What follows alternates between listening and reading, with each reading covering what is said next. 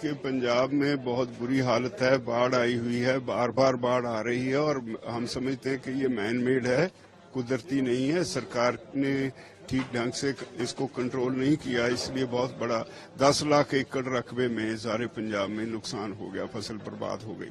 और सरकार सिर्फ बातें बना रही है, कहीं गिरदौरी नहीं हो रही। आज सारे डिस्ट्रिक्ट हेड से हमने पूछा है तो कहीं भी कोई गिरदौरी अभी तक शुरू भी नहीं हुई। और हमें लगता है कि ये जो 186 करोड़ रुपया रिलीज भी किया वो अफसरों के खर्चों में खत्म हो जाएगा। और एक सरकार की नीयत पे शक है कि अब तक जब भी कोई नेचुरल कैलेमिटी आती थी, नेचुरल कैलेमिटी फंड में गवर्नमेंट ऑफ इंडिया कंट्रीब्यूट करती है, उसमें पंजाब का शेयर तो सिर्फ 3,000 रुपये पर एकड़ है, 15,000 रुपये में से, बाकी भारत सरकार का पैसा होता है।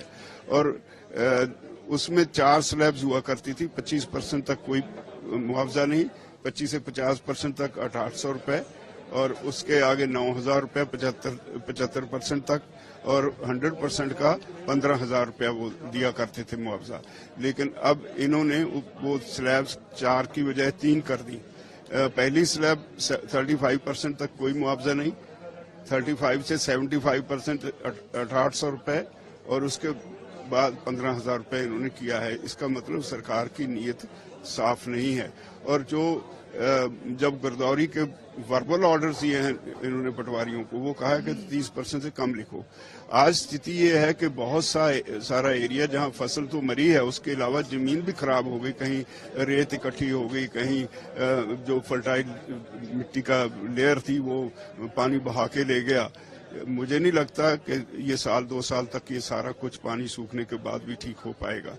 तो हमने तय किया है, क्योंकि सरकार पे नीयत पे शक है, तो 4 तारीख को हम डिस्ट्रिक्ट हेडक्वार्टर्स पे सारे पंजाब में धरने देंगे और इसके कर्जा माफी और इसके कंपनसेशन की डिमांड करेंगे।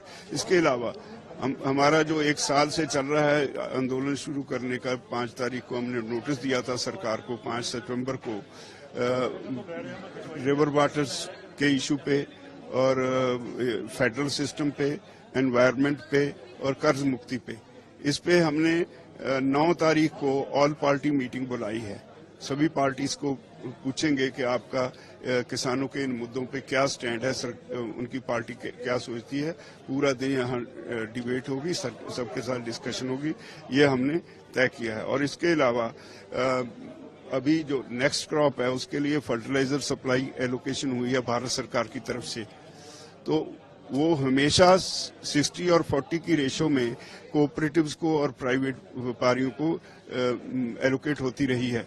लेकिन इस बार अनफॉर्चुनेटली पता नहीं क्या हुआ, मार्कफेड ने उसकी फर्स्ट कंसाइनमेंट लेने से इनकार कर दिया और उसका 90% प्राइवेट व्यापारी को एलोकेट कर दिया और 10% मार्कफेड को।